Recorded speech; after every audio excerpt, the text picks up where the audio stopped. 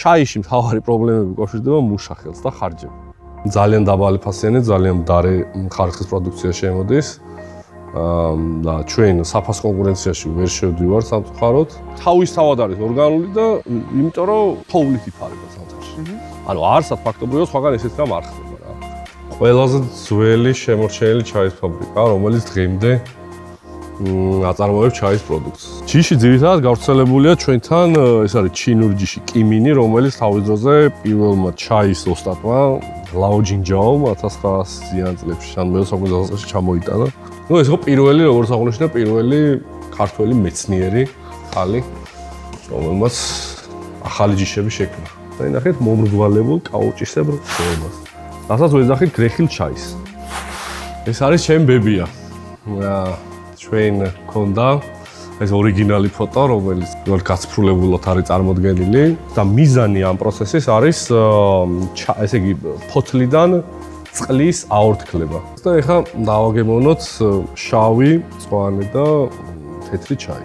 შარშან ჩვენ ექსპორტი გავაკეთეთ ტაივანში. დაუჯერებლად დღეს ეს ამბავი, სხვას რომ მოეყოლა, მე არ დავიჩერებდი.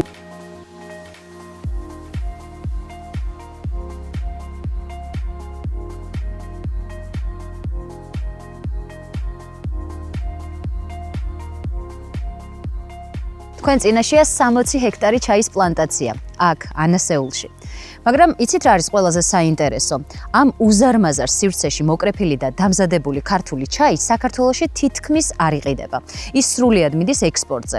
ანუ ჩვენს გვერდით, გურიაში იქმნება პროდუქტი, რომელსაც მსოფლიო ბაზარზე ყიდულობენ, ჩვენ კი მასზე ფაქტობრივად არაფერი ვიცით. დღეს მინდა შიგნიდან გაჩვენოთ ეს სივრცე, რომელიც ძველ ბაზაზე გაცოცხლდა, ამ საქმის ყველა აგროტექნიკურ საიდუმლოებაზე, პლანტაციის ისტორიასა და ექსპორტის რეალობაზე საწარმოს კომერციული მენეჯერი გენო ხუჭუა გვესაუბრება. მოდით გავიგოთ პირდაპირ მისგან, რატომ ირჩევს უცხოელი მომხმარებელი ანასეულის ჩაის და რა გზას გადის ფოთოლი გურიიდან მსოფლიო ბაზრამდე. ყველა პლანტაცია აქვს თავისი ისა რა ქვია, სახელი, ყველა ნაკვეთს რა. ამას ვეძახით ცაცხვებს, ეს ცაცხვის ხეებია სპეციალურად დარგული. ანუ ჩვენს იმას ერქვა ანასეულის ექსპერიმენტული ჩაის ფაბრიკა. ანუ ექსპერიმენტებს ატარებდნენ რა. გვაქვს კიდე ზევის პლანტაცია, ვეძახით წაბლებს, წაბლები არის დარგული, ანუ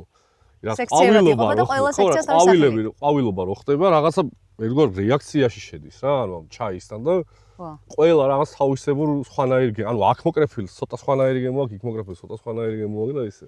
ეგ მართლა მუშაობს? მართლა მუშაობს, კი. და გენო, როგორც ვიცი, ეს არის აღდგენილი ბუჩქები, ძველი პლანტაცია, რომლის განახლებაც მოხდა. ამ პერიოდულად ხდება ამის განახლება. სადღაც 80-90 წლის წინ არის გაშენებული აქ ამ არეალში. თითქმის საუკუნე. თითქმის საუკუნე, კი ბატონო. 90-იან წლებში სამოქალაქო ომი ეს ფაქტობრივად ჯართად გაიყიდა ყველაფერი რა, ანუ მოიპარეს. დაღაშა და უბრალოდ რო თქვი მესამე თაობის ჩაისის ვარ თქო, მამა ჩემი იყო დირექტორი აქ საბჭოთა მინისტროს 88 წელს დაინიშნა. აი მაქამდე მიდოდა მისვლა. რავი დიდი ძალისხმევი და ამ ძიმე პერიოდის გადალახვის ფასად მოხდა შენარჩუნება ყველაფრის რა. ზოგადად ვისაც ჩაისთან შეხება არ ქონია და არ იცის ეს ბუჩქი როგორ ცხოვრობს, როგორ ცოცხლობს, რა გზას გადის, რა ჭირდება იმისთვის, რომ საბოლოო პროდუქტი გემრიელი და ხარისხიანი მოქცეს, ეს პროცესები მინდა დავანახოთ ჩვენს მაყურებელს და აუხსნათ. ჩაი იცით რომ მარადმწვანე მცენარე არის, მწვანე არის ზამთარ ზაფხულ. უპრობლემოდ შეიძლება ითქვას თავის კინახავს. განსხვავებით მაგალითად სხვა ქვეყნებისგან, აი აუშვათ ავიღოთ ჩინეთი, ავიღოთ ინდოეთი, შრი-ლანკა, ტრადიციული ჩაის ქვეყნები რო ავიღოთ ჩვენთან არ ჭირდება მას იმ დონის მოვლა, იმდენი შეწამლა და ასე შემდეგ რა, როგორც იქ, იმიტომ რომ იქ არის უმეტეს ქვეყნებს სადაც ჩაი მოდის, ნესტთან, ანუ ნესტი არის მისი ერთ-ერთი მთავარი პირობა, რომ ჩაი გაიზარდოს და არის მაღალი ტემპერატურა ამავდროულად. მაგალითად ინდოეთის გარკვეულ რეგიონებში ჩაი 11 თვის განმავლობაში იკრიფება, 10-დან 11, ანუ 12-დან 11 თვის განმავლობაში.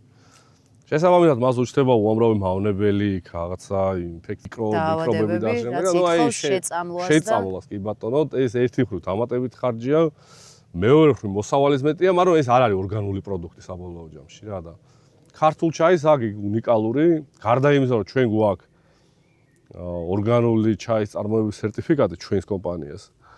ზოგადად ქართული ჩაი არის ორგანული და რატო? იმიტომ რომ ფაქტობრივად ერთადერთი ქვეყანა, სადაც ჩაი პლანტაცია ხარობს და იძლევა ნაყოფს, რომელიც შემდგომ შეიძლება გარდაიქმნას ჩაის პროდუქტად, რომელიც თავისთავად არის ორგანული და იმიტომ რომ თოვლით იფარება ზამთარში. ანუ არსად ფაქტობრივად სხვაგან ესეც რამ არ ხდება რა. ყინუის მხრივ, ანუ აი ამ ამინდის კლიმატის მხრივ ძალიან მედეგი არის ჩაი და შესაბამისად არ საჭიროებს განსაკუთრებულ მოვლას. ფაქტობრივად ჩვენთან ჩაის უფრო მეტი შრომითი დანახარჯი აქვს, ვიდრე ასე ვთქვათ, იქ სასუქი და შესაწამლი ნივთიერებები და ასე შემდეგ. და ის მასიურ აღდგენაზე ცოტა ნაადრევია ლაპარაკი, მაგრამ სასიკეთო ძვრები არის რა. სადღაც ბოლო ალბათ 10-15 წელია რა. ეს ამოიზარდა ასე ვთქვათ, ეს პატარ-პატარა ჩაის ფაბრიკები და ამან მოთხოვნა გააჩინა ჩაის ნედლეულზე ბუნებრივი. თქვენ სერტიფიკატიც მიიღეთ, როგორც მითხარით, ორგანული წარმოების სერტიფიკატი გაქვთ. რა ეტაპების გავლა მოგიწიათ ამისთვის და როგორ ინარჩუნებთ ამ სტანდარტს? ორგანული სერტიფიკატის დანერგვა არ არის მარტივი პროცესი. დანერგვამდე, ანუ მასერტიფიცირებული ორგანო 3 წლის განმავლობაში გიტარებს გარკვეულ მონიტორინგს, გაძლევს გაიდლაინებს და სხვათა შორის არა მხოლოდ ჩაის პლანტაციაზე მოქმედებს, ანუ ვრცელდება ეს სერტიფიკატი, ვრცელდება ასევე ჩაის ფაბრიკაზე. არის უამრავი ერთგვარი სტანდარტი, რომელიც უნდა იყოს დაცული, როგორც დანერგვის პროცესში, ანუ ამ 3 წლიანი მონიტორინგის პროცესში, ასევე უშუალოდ სერტიფიკატის მოქმედების პერიოდში, როგორც ჩაის ფაბრიკაში, ასევე პლანტაციაში. ნუ ერთ-ერთი მათ შორის არის მხოლოდ ორგანული სასუქის გამოყენება არის შესაძლებელი რა და არაორგანული სასუქი არ დაიშვება. და ნუ ამის ბუნებრივად ყოველწლიური მონიტორინგი ხდება ასევე მასერტიფიცირებელი ორგანოს მიერ. ახლა მოგვიყევით, როდის იწყება რეალურად ჩაის სეზონი, როგორ იყოფა, ვიცი რომ რამდენიმე ეტაპი აქვს ჩაის კრეფას, ვინ არის ამ პროცესში ჩართული, რამდენი ადამიანია დასაქმებული და შემდეგ უკვე სხვა დეტალებსაც გავიგეთ. ჩაის კრეფის სეზონი იწყება, როგორც წესი, აპრილში. აპრილის შუა რიცხვებიდან, თუმცა წელს ცოტა დაგვიგვიანდა, იმიტომ რომ უამინდობა იყო მთელ საქართველოში და სადღაც უკვე აგვისტოდან უკვე მეორეული ვეგეტაცია იწყება და თავდება, ნუ გრძელდება სექტემბრის ბოლომდეც კი ზოგჯერ, ხან ოქტომბრის დასაწყისამდეც გააჩნია ამინდებს. ნუ ჩართულები არიან, რა თქმა უნდა, ჩაის ოსტატი, ჩაის ტექნოლოგი, რომელიც პერიოდულად ვალდებულია რომ კრეფის დროს შეამოწმოს ნაკრეფის ხარისხი და მისცეს მითითებები უშუალოდ კრეფავებს, როგორი ხარისხის, როგორი ფოთოლი მოკრიფონ. ასევე მკრეფავები ადგილობრივები არიან ალბათ. ძირითადად ადგილობრივები არიან კი ბატონო. მუშახელის პრობლემა არის? ყველა მეურნეობაში ხვდებით ამ პრობლემას. კი, ნამდვილად არის მუშახელის პრობლემა. ერთი რომ გადინება არის საზღვარგარეთ, საკმაოდ დიდი, იმიტომ რომ თქვენ ისიც რომ თურქეთშიც დაახლოებით მიმდინარე პერიოდში არის ჩაის კრეფა. და ასევე მთხოვა ისეთ კულტურებს, როგორც არის მოცვი და თხილი, რომელიც გავრცელებული არის ჩვენთან ფართოდ. და კონკურენციაში ხართ რა თქმა უნდა, კონკურენციაში ვართ კი ბატონო. კი ბატონო, რაც შეეხება ხარისხს, ფოთლის. წლიდან წლამდე უმჯობესდება თუ უარესდება, იმიტომ რომ ვიცი რომ გარკვეულწილად ეს თქვენზე არის დამოკიდებული, მაგრამ რაღაც ფაქტორებს თქვენ ბუნებრივია ვერ გააკონტროლებთ, რაც ეხება კლიმატის ცვლილებას და ასე შემდეგ. ძირითადად დამოკიდებული არის იმაზე თუ როგორ მოული შენ ჩაის პლანტაციას. ჩაის ფოთლის ხარისხი არის მისი ბუჩქის ასე ვთქვათ, კარგად მუშაობის მთავარი კრიტერიუმი, ხო?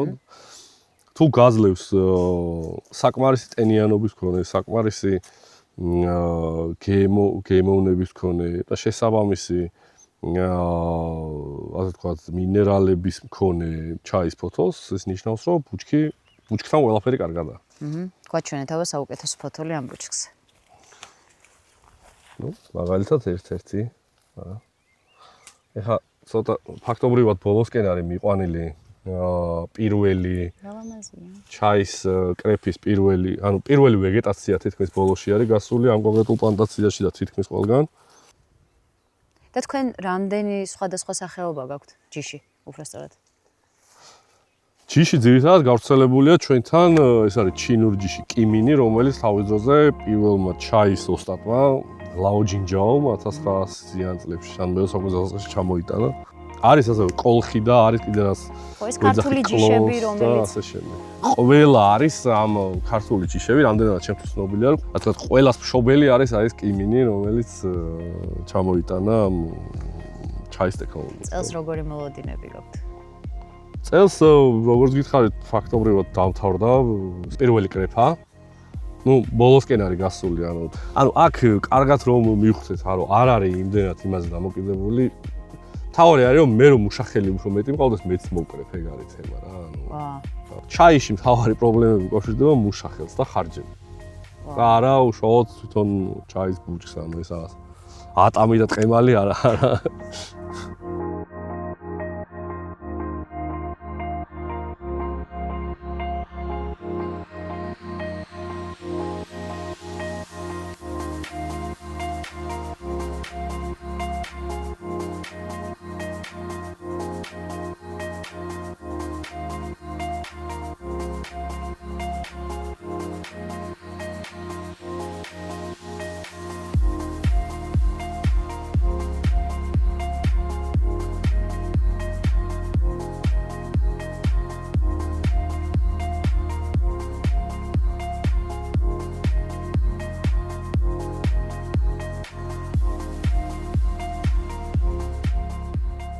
ყველაზე ძველი შემორჩენილი ჩაის ფაბრიკა, რომელიც დღემდე აწარმოებს ჩაის პროდუქტს. 60-იანებში. 1964 წელს არის აშენებული. ფუნქციონირებს ეს დანადგარები? კი, ფუნქციონირებს. ეს დანადგარებიც მაგ პერიოდიდან არის, 60-იან წლებში არის. და ეს არის მასიური ჩაის პროდუქტისთვის, რომელსაც ამჟამად ნაკლებად ვიყენებთ. სადღაც რამდენადაც გადმოცემით ვიცი, 300 ადამიანი მუშაობდა 70-იან 80-იან წლებში ამ ჩაის ფაბრიკაში. აი კორპუსებს რო ხედავთ გარშემო, ამ ჩაის ფაბრიკის პერსონალი ცხოვრობდა. დღეში რა წარმოდობა ქონდა საწარმოს? ჯამში ჯამური წარმოდობა იყო საშუალოდ 300 ტონა. ეს არის სამსართულიანი შენობა. სამსართულიანი შენობა. და ყველა სართული ერთმანეთზე უფრო საინტერესოა. ეს ფოტოები ყველა არის უნიკალური. საინტერესო არქივია კედლებზე. 30-იანი, 40-იანი 80-იანი წლების არქივო, ასე ვთქვათ, მასალა არის გაციფრულებული.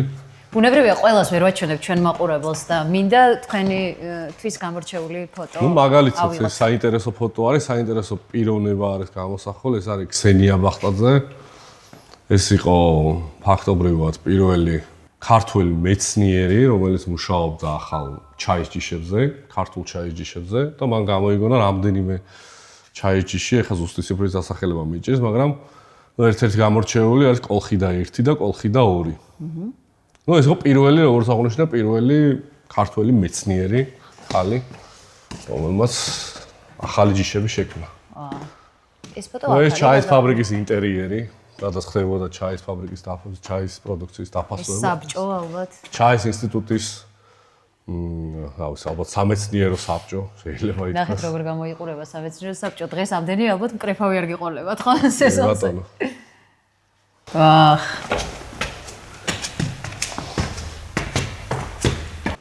ჩვენ პლანტაციაში რაც ვიშრომეთ დღეს და მოვიტანეთ ფოთლები, რა მოსავალს მოვიწიეთ, კი ბატონო. ამოდის აქ. ეს არის ძირითადი საწარმოო სივრცე, სადაც ჩვენ ვაკეთებთ ჩვენ შავ, მწვანე, თეთრ, ყვითელ და წითელ ჩაის. ძირითადად შავ და მწვანე ჩაის. პირველი ეტაპი, როდესაც ფოთოლი მოვა, აი ამ ასე ვთქვათ, ერთგვარ გრძელ მაგიდას ვიძახით ტროპს. ამ ტროპსზე თავსდება ჩაის ფოთოლი, ხედავთ თქვენ რომ აი ნასრეტები აქვს. აი ერთგვარად ჰაერი მოძრაობს და მიზანი ამ პროცესის არის ესე იგი ფოთლიდან წყლის აორთქლება. რატომ ხდება ეს? ერთგვარი გამოშვება კი ბატონო, რომ ჩაის ფოთოლი გახდეს უფრო ნაზი, ელასტიური. კი, ელასტიური, ზუსტად. ძალიან უხეშია, როცა ხელს შეახებ უშუალოდ ბუჩქზე ფოთოლს და აქ უკვე ისეთი ფაფუკია. აი, ეს უკვე ეხა ამას უკვე ვეძახით, თითქმის ეს მომღნარია. ეს ფოთოლი უკვე მომღნარია და თითქმის უკვე მზად არის, რომ გადაინაცვლოს საგრეხ დანადგარში. რამდენი ხანი ჩერდება აქ?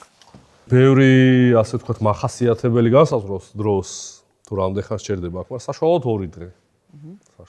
ამ მაგიდაზე შესაძლებელი ასევე ხელოვნური ხნობაზე. როდესაც ნაკრეფი არის ძალიან ბევრი და გვიჩქარებოდა არ გვაქვს იმის დრო რომ დღე-ნახევარი დაველოდოთ, ირთვება სპეციალური ასე ვთქვათ დანადგარი, რომელიც უბერავს ქვემოდან ცივ ჰაერს და ხელოვნურად სადღაც დღე-ნახევარი სამცირებს 6 საათამდე. შეიძლება რომ 6 საათში უკვე მიიღო ის შედეგი რომ გადაიტანო უკვე ეს ფოთოლი საგრეხ სად გადადის ვნახოთ საგრეხი აპარატიც. ესე ძველი დანადგარია. ეს ძველი დანადგარი. ეს პატარები უფრო თანამედროვე არის. ეს ყველა 4-ვე არის. ერთსა და იმავე რამეს აკეთებს. უბრალოდ ზომებში არის განსხვავება. აი აქ მაგალითად ეტევა სადაც 10 კილოგრამი ფოთოლი, იქ სადაც 30-35 და ესე იზრდება იქ 50, იქ გაცილებით მეტი. და იქ იყრება ჩაის ფოთოლი, უკვე მომღნარი ჩაის ფოთოლი და იქ იწყება გრეხა. გრეხის მიზანი რა არის შავი ჩაის შემთხვევაში, რომ იცით რომ ჩაის ფოთოლი შეიცავს ძალიან ბევრ მცირე პატარა უჯრედს, რაც შეიცავს სპეციალურ ნივთიერებებს წყალს ამ და ამავე დროს. გრეხის დროს ეს უჯრედები სკდება და სითხე რომელიც არის შიგნით გადმოდინდება ფოთლის ზედაპირზე. და ეს არის უკვე ის რის შედეგადაც ვიღებ შავ ჩაის, ანუ იწყება ჟანგვა. სითხე რომელიც არის ფოთოლში გადაევლება ზედაპირს, ჩაის ფოთლის ზედაპირს და უკვე იწყება ჟანგვის პროცესი. ანუ ფერმენტაცია, ანუ ოქსიდაცია.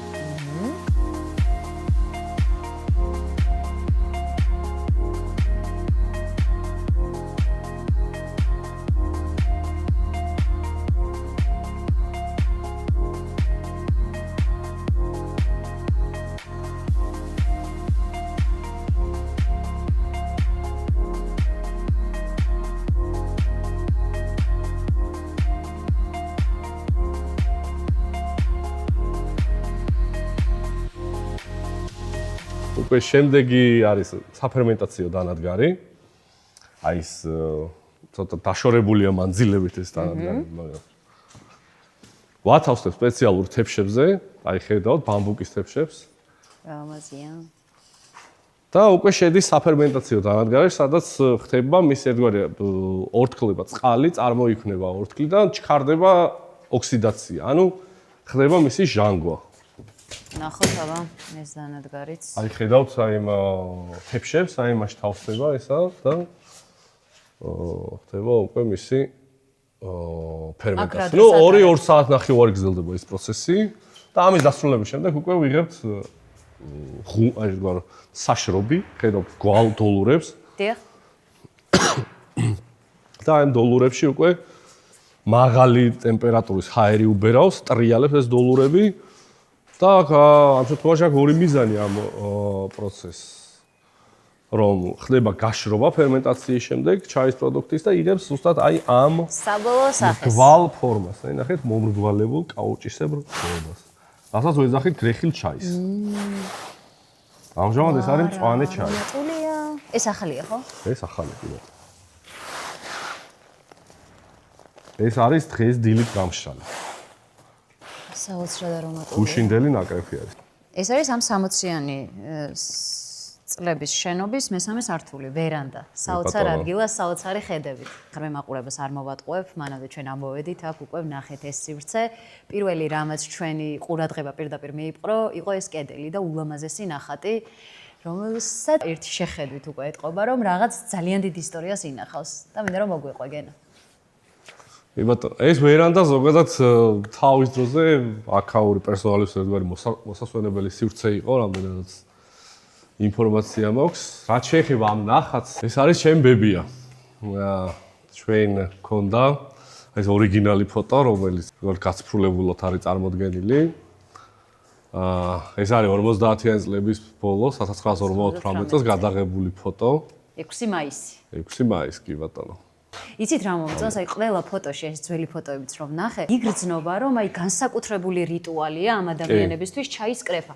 ყველა იმდენად მოწესრიგებული, ესთეტიკურად ლამაზ რაღაც კაბებში, ქუდებში გამოწყობილები არიან. რაღაცა ეტყობა რომ ამ შრომისგან სიამოვნებასაც იღებენ. და მე მაინტერესებს გენო დღეს თქვენთვის როგორი შეგრძნება, როცა აი ამ თქვენი ოჯახის ტრადიციას აგრძელებთ და ერთგვარად ინახავთ ამ მეხსიერებას, რომელიც ამ დიდ საქმეს მოყვება. ხო, ეს თუნდაც იგივე ბებიაჩემის გადმოცემიდანვე ვიცი, რომ კი ეს იყო, ეს არ იყო მხოლოდ რაღაც სამუშაო, ან სამსახურში წავსვლა, ეს იყო რაღაცა უფრო მეტი ვიდრე სამსახური, რაღაც ცხოვრების ნაწილი, ერთგვარად ფოლკლორი იყო ჩაიში მუშაობა, იქ რაღაც ბევრი სახალისო ისტორია და ამბავი მოყვებოდა ხოლმე ამ ყველაფერს და რა თქმა უნდა ის ისტორია ზოგადად ნებისმიერი ადამიანის, ნებისმიერი ოჯახის ცხოვრებაში მნიშვნელოვან როლს თამაშობს და თავისთავად ხადია ესეც იყო ჩვენი სურვილი, რომ ერთგვარად გაგვეცოცხლებინა მისი სახე, იმიტომ რომ სამწუხაროდ ის ცოცხალი აღარ არის. გარდა იმისა, რომ აგრძელებთ ამ ოჯახის ტრადიციას, ძველ იერსახესაც ინარჩუნებთ ამ ავთენტურობას, რაც ალბათ ყველაზე მეტად მოსწონს ნებისმიერ აქ მოსულ სტუმარს და აღარ გეკითხებით, რატომ აირჩიეთ ეს ვერანდა სადეგუსტაციო სივრცედ. არავის გაუჩნდება დარწმუნებული ვარ ეს კითხვა, ისეთი საოცარი ხედი იშლება აქედან და შენობაც საოცარი, არ ვიცი, ყველაფერი ძალიან მომწონს და ალბათ იდეალური ადგილია იმ საქმისთვის, რისთვისაც ჩვენ ახლა ამოვედით, უნდა დავაგემოვნოთ. თქვენი ნაშრომი კი ბატონო, მოსავალი მოვიწიეთ, პლანტაციაში ვიყავით. გავეცანით ტექნოლოგიას და ეხლა დავაგემოვნოთ შავი, მწვანე და თეთრი ჩაი. პირველი სტენდაპის დროს რაც აღვნიშნე, იყო ის, რომ რასაც ამ გადაცემაში ვნახავთ, ეს პროდუქცია სამწუხაროდ ქართველი მომხმარებლისთვის არ არის. რა გიშლით ამაში ხელს, რა განაპირობებს, რა ფაქტორებია, ამაზე აუცილებლად მინდა რომ ვისაუბროთ, იმიტომ რომ ამით დავიწყე გადაცემა, მაგრამ იმდენად საინტერესო იყო მთელი პროცესი, ვერ მივედი აქამდე და ბოლოს გავუხსნათ კარტი მაყურებელს რა ხდება. ხო, მანამდე მგონი შეგვიძლია დაყენების პროცესი ბოდიში ვიცი რომ დრო ჭირდება. ხო, იმიტომ რომ ეს თავის ერთგვარ ახსნას მოითხოვს, ერთგვარი რიტუალია. მოკლედ, ჩაის დაყენებისთვის, ჩაის დეგუსტაციისთვის ჩვენ გვჭირდება რამოდენიმე რამ, ინგრედიენტი, ასე ვთქვათ. ეს არის ჩაი, ადუღებული წყალი და დრო. კი ბატონო. ერთგვარი წესი 100 არის. ვიღებთ 150 მლ მოცულობის ჭიქას, ვასხამთ 150 მლ ცხელ წყალს.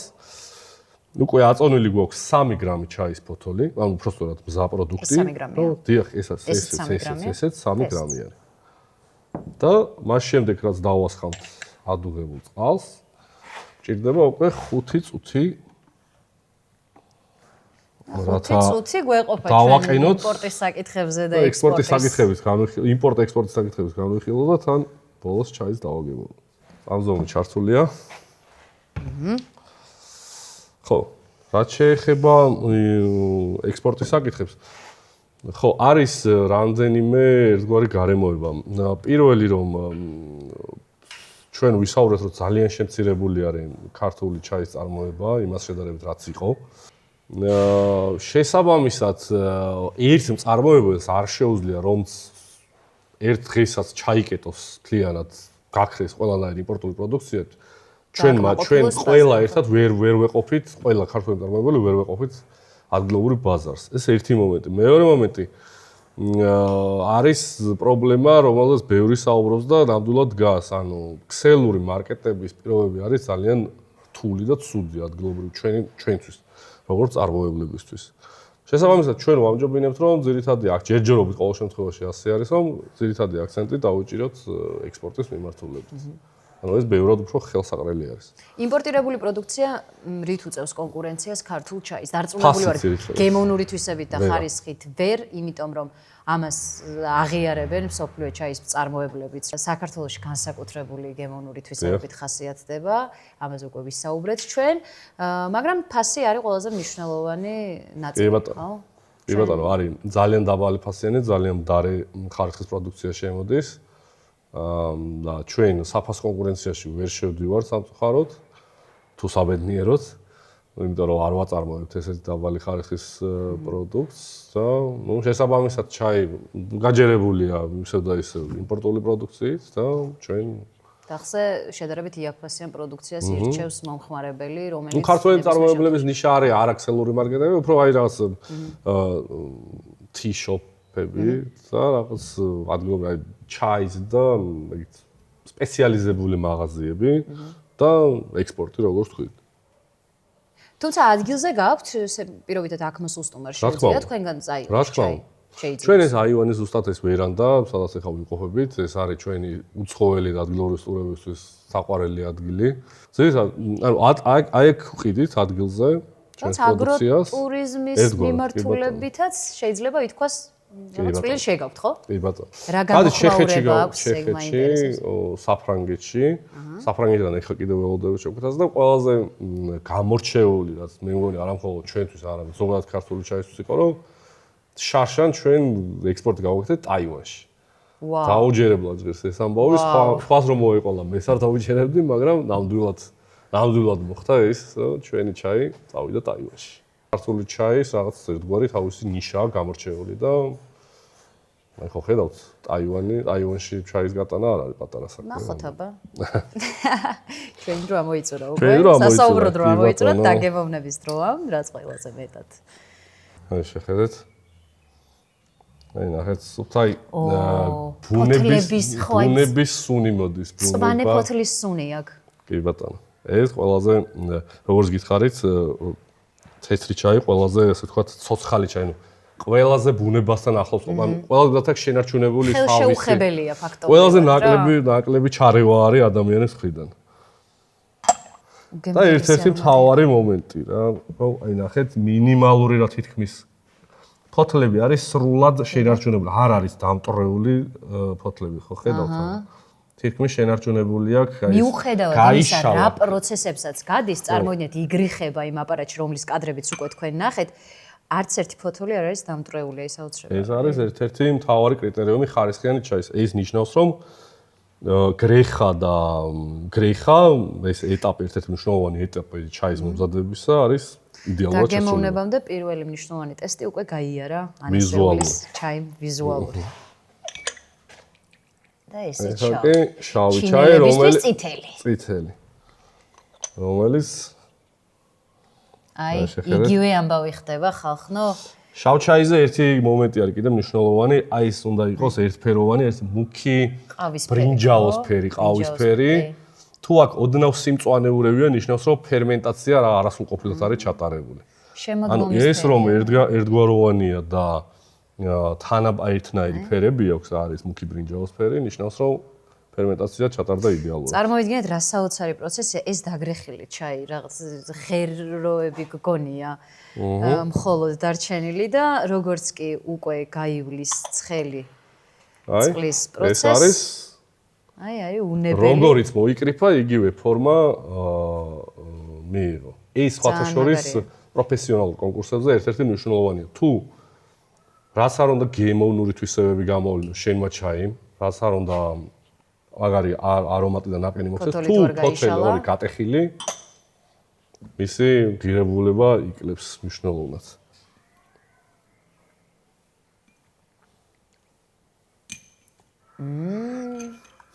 მსუბუქი, ჰაეროვანი. კი ბატონო, და თეთრ ჩაის ახასიათებს ზუსტად აი ეს რაც აღნიშნეთ, რომ მასში ეს არომატიკა არ არის იმდენად, აი თვალშისაცემი, ცხვირშისაცემი, კი, მაგრამ აღსაკველი, მაგრამ არის აი სიმშვიდე რაღაც სინაზე, რომელიც უნდა ახასიათებდეს კიდევაც ამ ჩაის. კი ბატონო, ეს გახლავთ უკვე ჩვენი მწვანე ჩაი. მწვანე ჩაიზე უნდა აღნიშნოთ, რომ ზოგადად მწვანე ჩაი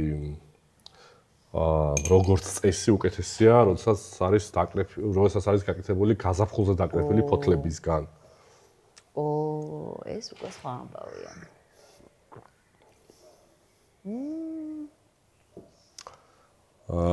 თავიდან სასიამოვნო შეგრძნება აქვს, ბოლოში აქვს ოდნავ სიმწყლარტე, რომელიც ახასიათებს უბრალოდ ქართულ ჩაის. და ძალიან მომწონს ეს. და გადავიდეთ ყველასთვის ფავორიტ შავ ჩაიზე. შავ ჩაიზე.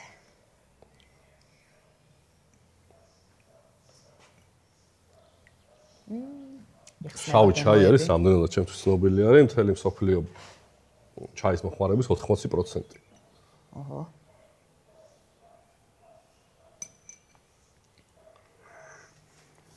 უგემრიელესია მართლაც და ერთ-ერთი რასაც ვისურვებდი, ძალიან მინდა რომ ქართული ჩაი და კონკრეტულად თქვენი ჩაი ქართულ დახლებზეც არსებობდეს და თუ რაიმე ამაში ხელს გიშლით, მინდა რომ დროულად მოგვარდეს ყველა პრობლემა მოკლედ და ყველა ქართველს კონდეს შესაძლებლობა ნატურალური ბიოპროდუქტი მიირთვას და დააგემოვნოს. გენო, ძალიან დიდი მადლობა დღევანდელი ტურისთვის. ეს მართლა არ იყო მხოლოდ გადაცემის გადაღების პროცესი, ყველა მომენტი ძალიან ვისიამოვნე.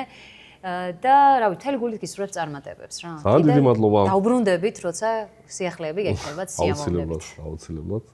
იმედია მეც გამოვთხოვ იმედს, რომ ძალიან მალე ჩვენი და არა მხოლოდ ჩვენი ჩაი, იმიტომ რომ თუნდაც იგივე გურიაში ძალიან ბევრი კარგი ჩაი იწარმოება და ქართველი მომხმარებელი ნამდვილად იმსახურებს იმას, რომ ქართული ჩაიც, ასე ვთქვათ, დატკბის და მისი გემონური და ასევე სასარგებლო თვისებებით, ასე ვთქვათ, ისარგებლოს თვითონაც და ისარგებლოს თავიანთი ოჯახებსაც.